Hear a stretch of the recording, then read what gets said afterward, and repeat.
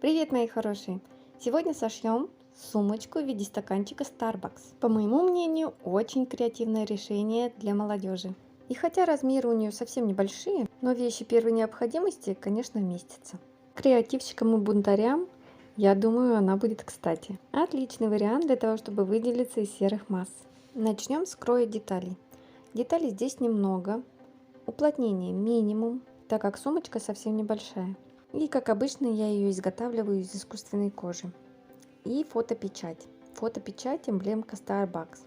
Без нее явно было бы непонятно, что это стаканчик из-под кофе. Верхняя и нижняя деталь.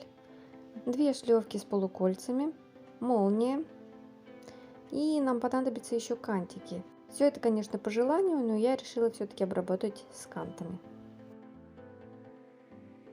Все детали кроя из искусственной кожи я дублировала клеевой на бязе. Дополнительную деталь и эмблемку проклеила корсажной клеевой. Верхняя и нижняя деталь проклеена войлочным бандо на клеевой основе. Как я печатаю картинки для своих сумок, у нас есть ролик.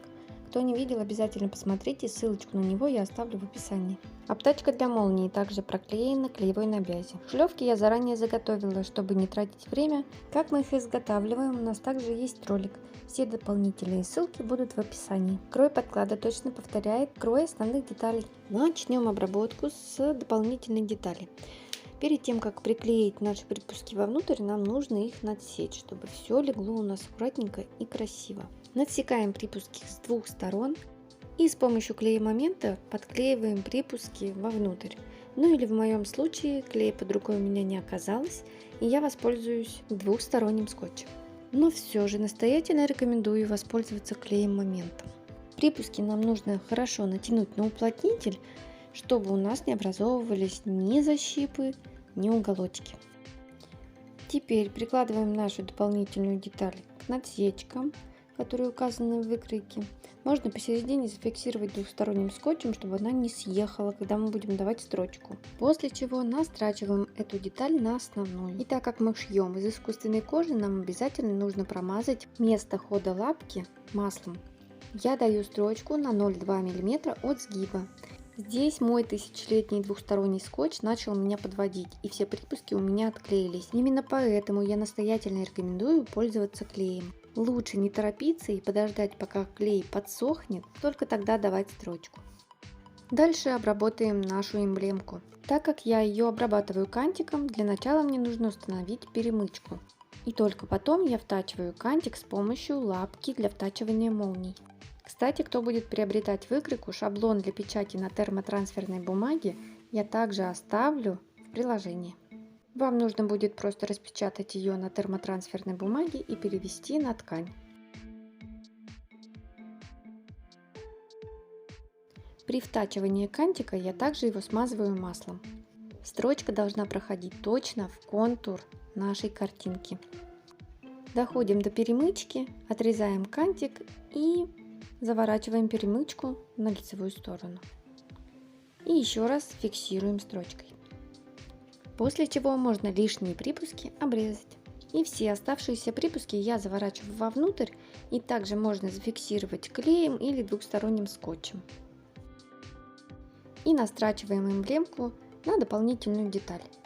Здесь также можно зафиксировать на двухсторонний скотч, чтобы у нас ничего не съехало, и лапкой для втачивания молний. В моем случае, так как я делала это все с кантиком, я настрачиваю на основную деталь. Дальше у нас идут шлевки. Шлевки я буду устанавливать с помощью клепок.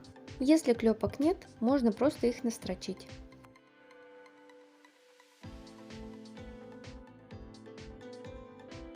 Откладываем основную деталь в сторону, займемся верхней частью нашей сумки.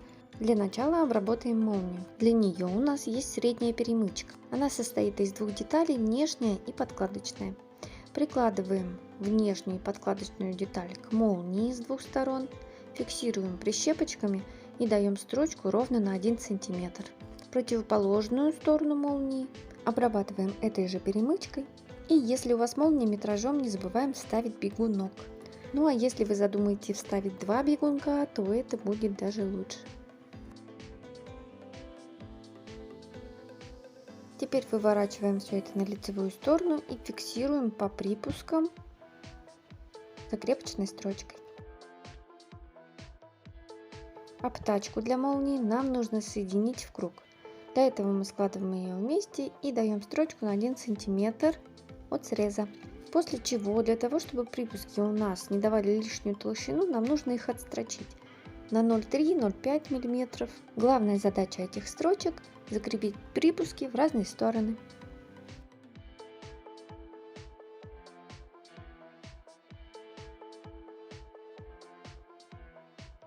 Но не спешим втачивать молнию в обтачку, у нас есть еще подклад. Нам его нужно стачать таким же образом, как мы делали с основной деталью, на 1 см, и тоже также отстрочить припуски в разные стороны.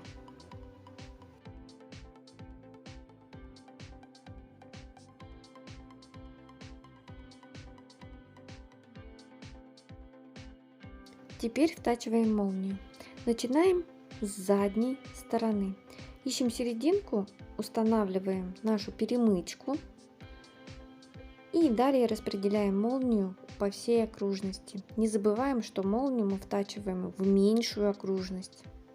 Берем лапку для втачивания молний и даем строчку.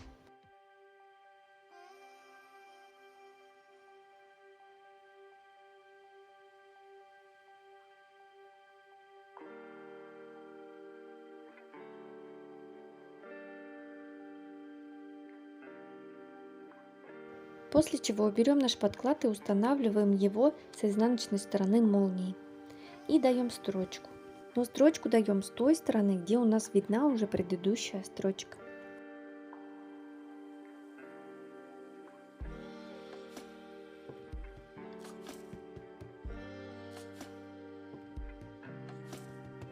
Выворачиваем обтачку на лицевую сторону.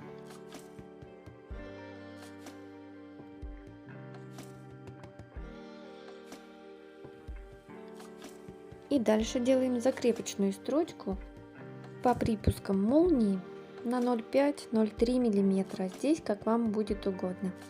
Задача этой строчки — уплотнить наши припуски. Затем соединяем припуски и даем закрепочную строчку.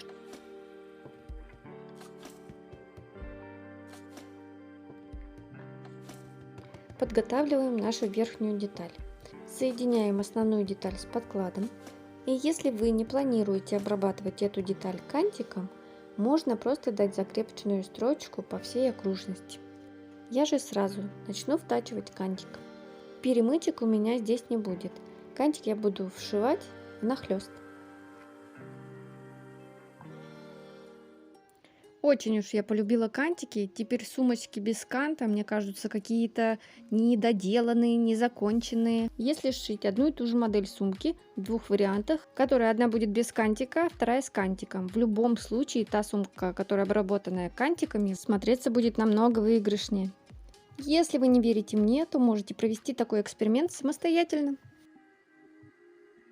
Подрезаем все припуски, чтобы у нас они были одинаковой величины, и можно втачивать в обтачку. Самое главное — совместить все насечки. Если кружок у вас входит без посадки, это неправильно. Обязательно должна быть посадка, но посадка только по припускам. Основной же круг должен входить четко в обтачку молний. После того, как соединили, мы даем строчку. Удобнее строчку будет давать с верхней детали. И так как предварительно я втачивала кантик, я должна точно попасть в ту же строчку.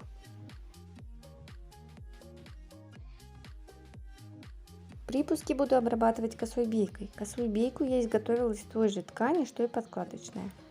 Бейка в крое у меня 4 см, но можно было бы сделать ее немножко побольше.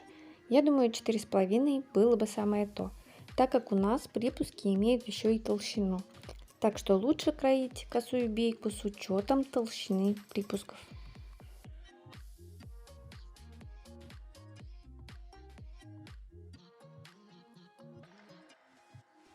Затем я выворачиваю беечку и даю еще одну строчку. Кстати, очень хороший вариант вместо косой бейки использовать бейку для окантовки припусков. Она очень тоненькая, не утолщают швы, Косую бейку мы изготавливаем все как-никак в 4 слоя. Косую бейку нужно нарезать, что влечет за собой потери времени. Затем пришиваем ее тоже 2 строчками, это тоже потеря времени. Бейку для окантовки мы пришиваем всего одной строчкой.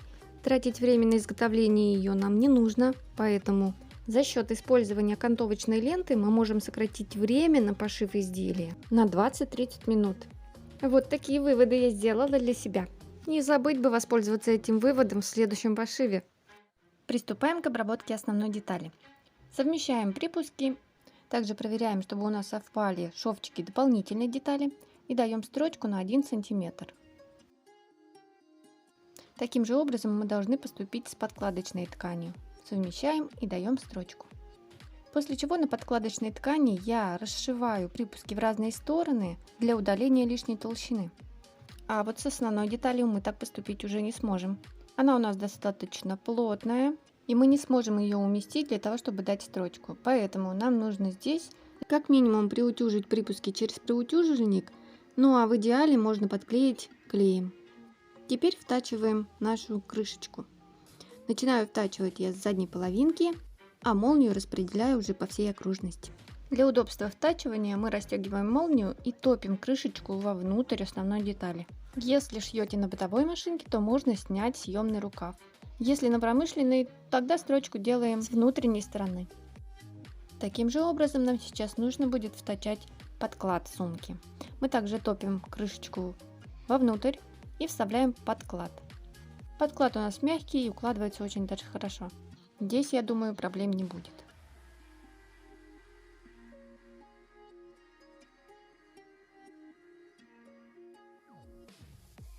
После чего выворачиваем нашу сумочку подкладом на лицевую сторону. И вот такое чудо у нас получается. С первого взгляда выглядит несуразно и совершенно бесполезно. Но это на самом деле не так. Совмещаем срезы по донышку и даем строчку. Эта строчка закрепочная для соединения подклада и основной детали. Теперь нам нужно подготовить донышко нашей сумки. Соединяем основную деталь и подклад строчкой. Строчку даю на 0,5 см от среза. Заляпала подкладочную ткань маслом. У Наташи никак не может быть все идеально. Совмещаем донышко и основную деталь. Совмещаем все меточки. Я сколола все это иголочками, чтобы ничего не сдвинулось. И даем строчку на сантиметр от среза. Донышко очень узкое, здесь нужно быть аккуратным, чтобы ничего не съехало. И по окончанию также окантовываем припуски косой бейкой.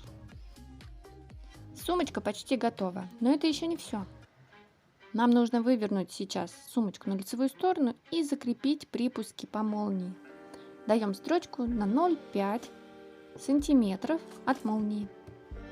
Честно сказать, в процессе пошива этой сумки ни одна Наташа не пострадала. Сильных затруднений здесь не было. Единственный минус пошива это то, что она мелкая. И вот эти круглые детали немного сложновато было втачать. А в целом все просто отлично. Надеюсь, эта сумочка порадовала вас точно так же, как и меня. А у меня на сегодня все. Всех люблю, целую. Всем пока!